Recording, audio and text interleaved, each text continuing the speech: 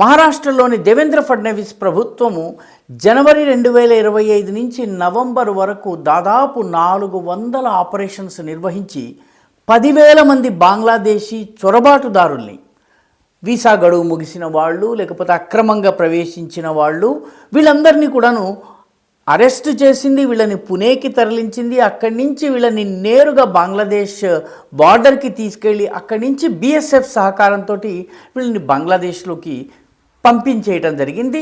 తాజాగా ఒక ఆపరేషన్లో 1,100 మందిని ఈ రకమైనటువంటి బంగ్లాదేశీల్ని అరెస్ట్ చేయటం జరిగింది. వీళ్ళని పుణేకి తరలించి అక్కడి నుంచి బంగ్లాదేశ్ బార్డర్కి పంపించడం జరుగుతుంది.